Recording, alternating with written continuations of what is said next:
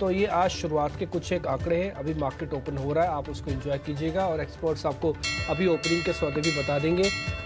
Advance decline के हिसाब से आज करीब 1200-1300 शेयर आने ही चाहिए और उससे ज़्यादा भी होने चाहिए।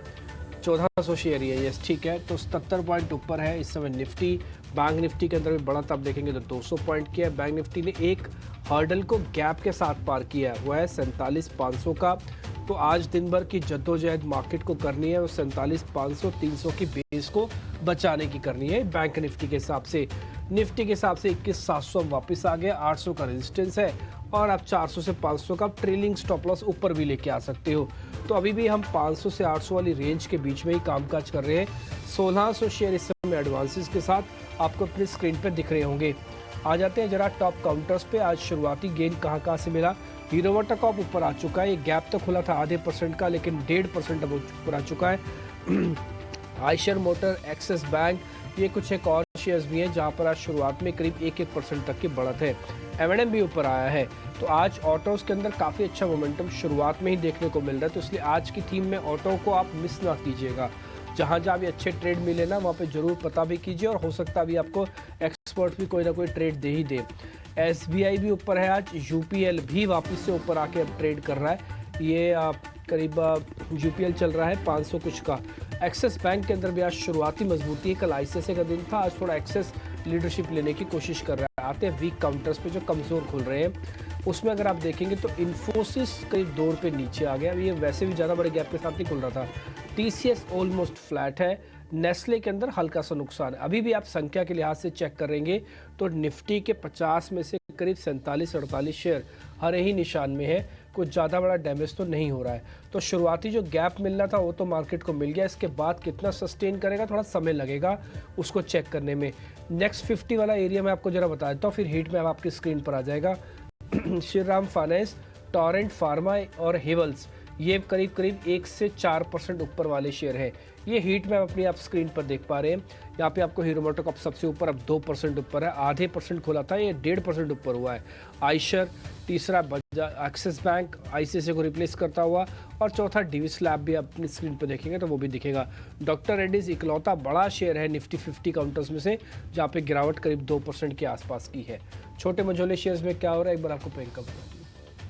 ओके, मिड कैप स्टॉक्स में आपको कई सारे बैंक्स के स्टॉक्स वापस आते हुए दिखाई दे रहे हैं। बैंक निफ्टी 245 ऊपर है, पॉइंट्स ऊपर है, और बैंक ऑफ इंडिया वहाँ तेजी दिख रही है आपको। बैंक से कुछ अपडेट्स भी आए हैं, उनको भी देखना होगा, इसलिए भी एक रीज़न है। और प्लस एक रिबाउंड तो अच्छा दिख ही रहा है ओवरऑल बाजार में। आज निफ्टी की एक्सपायरी भी है। IT मिड कैप IT में कोफोर्ज जैसे काउंटर्स में मूव है, और निपॉन लाइफ में कल भी तेजी थी। इनफैक्ट AMC और इंश्योरेंस काउंटर्स इनमें कल मूव थी, वहाँ पर आप जरूर देखें। आज भी एक अनदर डे। REC PFC ये आपको तेज दिखाई दे रहे हैं, वापस आते हुए दिखाई दे रहे हैं। Max health care, M&M financial, इनमें मूव है। ट्राइडेंट जैसे स्टॉक्स में आपको मूव दिख रही है, कल थोड़ी सी सॉफ्टनेस थी, फिर से एक मूव में दिख रहे हैं। पॉलीकैप पे 10% का लोअर सर्किट लगा हुआ है। डिलीवरी इस वक्त 1.25% की वहां प्रॉफिट बुकिंग दिख रही है, और साथ ही JSW एनर्जी, इसमें भी थोड़ी सी प्रॉफिट बुकिंग दिख रही है। 2 दिन से अच्छा चला है। सोना कॉमस्टार भी काफ़ी चलने के बाद आज थोड़ा सा सॉफ्ट है, आधे % की वहाँ पर भी एक गिरावट है। स्मॉल कैप में देख लेते हैं वहाँ पर कौन से काउंटर्स हैं। स्मॉल कैप में इस वक्त जो बढ़ने वाले काउंटर्स हैं उनमें मीडिया के कई काउंटर्स हैं जो 2-3 दिन से अच्छे खासे मूव में हैं, आप वहाँ पर भी आज मूव देख रहे हैं। ईज माई ट्रिप, ये लगभग 6% की तेजी के साथ है, कल थोड़ा सॉफ्ट था लेकिन आज फिर से अब मूव में है। रियल एस्टेट में शोभा और साथ ही दूसरे कुछ और काउंटर्स जो रियल एस्टेट में दिख रहे हैं वहाँ पर भी मूव दिख रही है। डेल्टा कॉर्प आपको फिर से एक वीक नंबर्स के बाद कल इस पे हैमरिंग थी, लेकिन आज ये थोड़ा सा रिबाउंड होता हुआ दिखाई दे रहा है। मन्नापुरम फाइनेंस भी इनफैक्ट वापस आते हुए दिखाई दे रहा है, लगभग 3% की। इन्होंने थोड़ी क्लैरिटी तो दी थी, इन्होंने क्लैरिफिकेशन दिया था कि बहुत प्रोसीजरल इंक्वायरीज हैं सेबी से, और आशीर्वाद का IPO आगे बढ़ेगा। हाँ, लेकिन बस एक चीज हाईलाइट कर दी, क्या इंडस्ट्रीज 8% नीचे है। कौन सा? KEI इंडस्ट्रीज, सारे वायर एंड केबल्स पर भी थोड़ा सा इंपैक्ट दिख रहा है, रब ऑफ। तो इस फैक्ट आज जो है ना, ओपनिंग ट्रेड लेने से पहले मैं सबसे पहले जाना चाहूंगा मयूरेश के पास। मयूरेश, ये देखिए बाजार का ये जो एक व्यू है कि सब एक जैसे हैं, सारे लेके आइए डॉक्टर साहब।